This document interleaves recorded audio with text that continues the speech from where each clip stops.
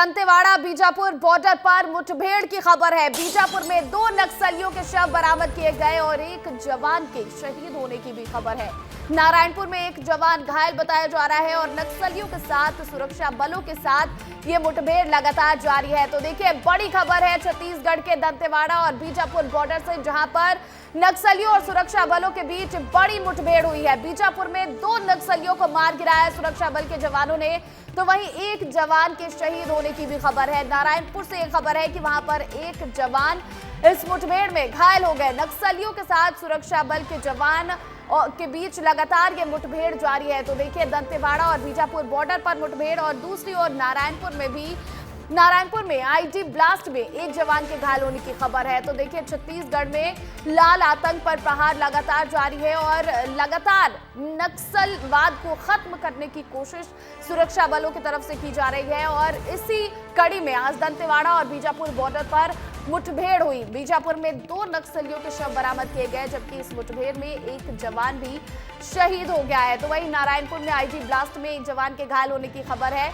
नक्सलियों के साथ सुरक्षा बलों का ये मुठभेड़ लगातार जारी है। हमारे सहयोगी संजय ठाकुर लाइव जुड़ गए। संजय, अपडेट बताइएगा। एक और दंतेवाड़ा और बीजापुर बॉर्डर पर मुठभेड़ की खबर है। बताया जा रहा है 2 नक्सलियों के शव बरामद हुए हैं, लेकिन एक जवान भी शहीद हो गए यहाँ पर। बिल्कुल, देखिए प्रतिज्ञा, एक ही वक्त पे 2 अलग अलग जिलों में बड़ी मुठभेड़ चल रही है। पहले बात कर लेते हैं बीजापुर जिले की, क्योंकि यहाँ पर फोर्स ने नक्सलियों के एक बहुत बड़ी टुकड़ी को घेरा है। लगातार सुबह 7 बजे से ही फोर्स और नक्सलियों के बीच जो है फायरिंग चल रही है। इस फायरिंग में 2 नक्सली ढेर हो चुके हैं। उनके पास से बड़ी मात्रा में हथियार और गोला बारूद बरामद किया गया है। वहीं इस मुठभेड़ के दौरान हमारे एक डीआरजी के जवान भी शहीद हुए हैं। फिलहाल मुठभेड़ जारी है, इलाके में सर्च ऑपरेशन चल रहा है और बैकअप पार्टी के तौर पे अन्य जवानों को भी इलाके में रवाना किया गया है। ये पूरी मुठभेड़ जो है ये गंगालूर के एंड्री इलाके में चल रही है। ये इलाका नक्सलियों का बहुत ही मजबूत गढ़ माना जाता है। दंतेवाड़ा और बीजापुर जिले की सीमा पे बिल्कुल ये इलाका स्थित है। दूसरी ओर अबूझमाड़ इलाके की बात करें तो नारायणपुर में भी कल से ही एक ऑपरेशन जारी था। इस ऑपरेशन के दौरान रात को 3 बजे जब जवान जंगलों में आगे बढ़ रहे थे, उसी दौरान एक आईडी ब्लास्ट हुआ। इस ब्लास्ट के चपेट में हमारे 2 जवान आए हैं। हालांकि उन्हें बहुत ही हल्की चोट आई है। पुलिस ने साफ तौर पर विज्ञप्ति जारी कर बात कही है कि सिर्फ आंख में कुछ कंकड़ चले गए थे जवान के, जिसके चलते उसे ऑपरेशन स्थल से बाहर निकाला गया है। तो 2 बड़े एनकाउंटर चल रहे हैं फिलहाल। हो सकता है कि कुछ देर में इन दोनों ही इनकाउंटर से जुड़ी कुछ बड़ी अपडेट सामने आ जाए। बिल्कुल बिल्कुल संजय, उन इलाकों के बारे में भी समझाइएगा। देखिए, नारायणपुर हो या फिर बीजापुर हो, दोनों ही नक्सलियों के गढ़ माने जाते हैं। ऐसे में जो गंगालूर का इलाका है, वो इलाका कैसा है, कितनी परेशानियां वहां पर जवानों को होती है जब वो ऐसे ऑपरेशन के लिए जाते हैं?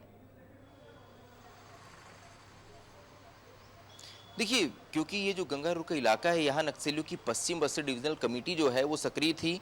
कुछ दिन पहले आपको याद होगा कि इस इलाके के दिनेश मोडियाम ने समर्पण किया था। ये इस इलाके में नक्सलियों का प्रोफेसर कहा जाता था, क्योंकि इस इलाके में ही सबसे अधिक नक्सलियों की ट्रेनिंग हुई है।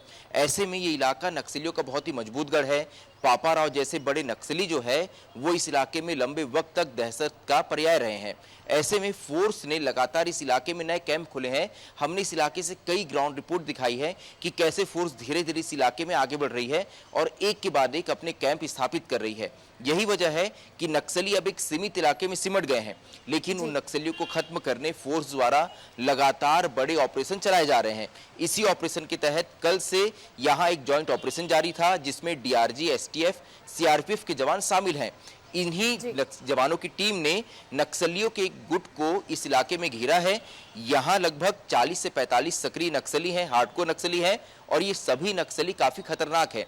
ऐसे में इस इलाके में ये जो ऑपरेशन चल रहा है उसमें देखिए दोनों ओर से क्षति पहुंची है। 2 नक्सली ढेर हुए हैं, तो हमारा एक जवान भी शहीद हुआ है।